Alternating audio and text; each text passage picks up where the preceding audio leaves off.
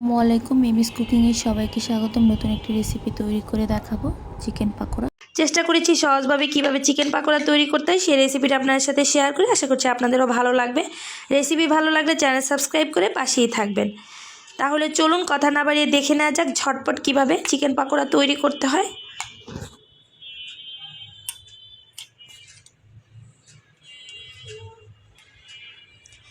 এর জন্য প্রথমে এখানে আমি 300 গ্রাম চিকেন নিয়েছি। চিকেনগুলোকে সুন্দর করে স্লাইস করে কেটে ধুয়ে নিয়েছি। দেখতে পাচ্ছেন চিকেনগুলো কেমন হবে। চিকেন পাকোড়া তৈরি করতে হলে চিকেনগুলোকে একটু ছোট সাইজ করে কেটে নেওয়ার চেষ্টা করবেন, এতে দ্রুত কুক হয়ে যাবে। এখন এগুলোকে ম্যারিনেশনের জন্য 1 চা চামচ পরিমাণ গুঁড়ামরিচের গুঁড়ো দিয়ে দিলাম। দিয়ে দিব স্বাদ অনুযায়ী কিছুটা লবণ। দিয়ে দিচ্ছি 1 টেবিল চামচ পরিমাণ সয়া সস। অ্যাড করে দিব 1 টেবিল চামচ পরিমাণ আদা রসুন বাটা। এখন সব কিছু খুব ভালোভাবে একসঙ্গে একটু মিশিয়ে নিব। এই চিকেনটাকে আমি এইভাবে মশলাগুলো দিয়ে ম্যারিনেশন করে নিব 5 মিনিটের জন্য। তা আপনাদের হাতের কাছে সময় থাকলে আপনারা আরও কিছুক্ষণ ম্যারিনেশন করে রেখে দিতে পারেন, এতে দেখা যায় চিকেনের মধ্যে খুব সুন্দরভাবে লবণটা ঢুকে যাবে। ফিরে আসবো 5 মিনিট পর। এখন অ্যাড করে দিব 1/2 কাপ পরিমাণ ময়দা। ময়দার পরিবর্তে আপনারা এখানে কর্নফ্লাওয়ারটা অ্যাড করে নিতে পারেন। দিয়ে দিব 1 টেবিল চামচ পরিমাণ চালের গুঁড়ো।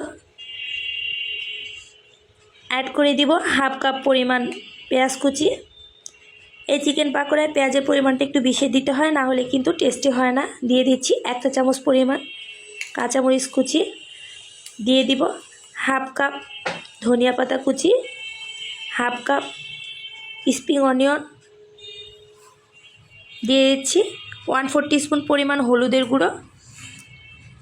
1 চা চামচ পরিমাণ ধনিয়ার গুঁড়ো অ্যাড করে দিলাম। 1 চা চামচ পরিমাণ টালা জিরার গুঁড়ো দিয়ে দিচ্ছি। দিয়ে দিব 1/4 টিস্পুন পরিমাণ গোলমরিচের গুঁড়ো। আর এখানে আমি 1 টেবিল চামচ পরিমাণ চাট মশলা দিয়ে দিলাম। সব কিছু একসঙ্গে দেওয়ার পর এখন খুব ভালোভাবে হাত দিয়ে মাখিয়ে নিব। একসঙ্গে ভালোভাবে মাখিয়ে নিলে কিন্তু চিকেন পাকোড়ার পুরটা একদম রেডি হয়ে যাবে। এইভাবে করে আপনারা একবার হলো চিকেন পাকোড়াটা তৈরি করে দেখতে পারেন, ইনশাল্লাহ নিরাশ হবেন না, এটুকু বলতে পারি। পরিবারের সবাই খুব পছন্দ করবে। তো একবার হলো আমার রেসিপিটা ট্রাই করবেন, আশা করছি ভালো লাগবে। রেসিপি ভালো লাগলে চ্যানেল সাবস্ক্রাইব করে পাশেই থাকবেন। এখন এটি একটু ড্রাই হয়ে গেছে, এর জন্য সামান্য কিছুটা পানি দিয়ে দিচ্ছি।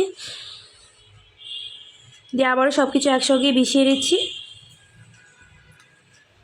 এই তো পাকোড়ার জন্য আমার মিশ্রণটা একদম রেডি।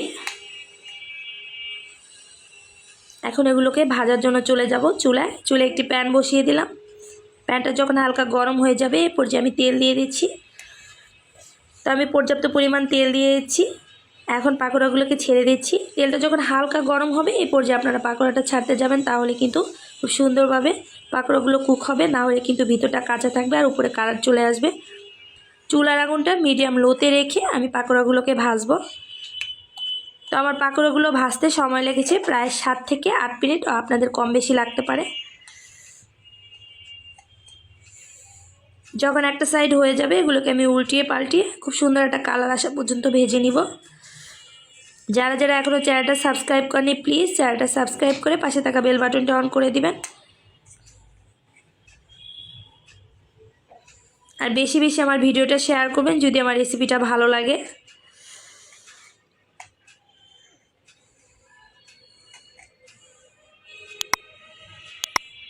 এরই মাঝে আমার পাকোড়াগুলো হয়ে গেছে, দেখতেই পাচ্ছেন মাশাআল্লাহ কতটা সুন্দর হয়েছে এবং লোভনীয় হয়েছে, দেখে বুঝতে পাচ্ছেন।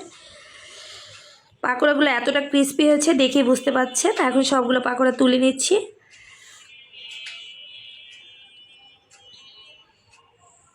তেলটাকে একটু ছাড়িয়ে একটা কিচেন তাওয়ালের উপর নিয়েছি। তৈরি হয়ে গেল মজাদার মুচমুচে চিকেন পাকোড়া।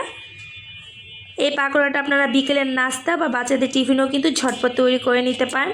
তো আশা করছি সহজ রেসিপিতে চিকেন পাকোড়ার রেসিপিটি আপনাদের ভালো লেগেছে এবং সহজ লেগেছে। রেসিপি ভালো লাগলে লাইক কমেন্টস এবং শেয়ার করতে ভুলবেন না। রেসিপি রিলেটেড কোনো প্রশ্ন থাকলে অবশ্যই কমেন্টস বক্সে কমেন্টস করে জানাবেন।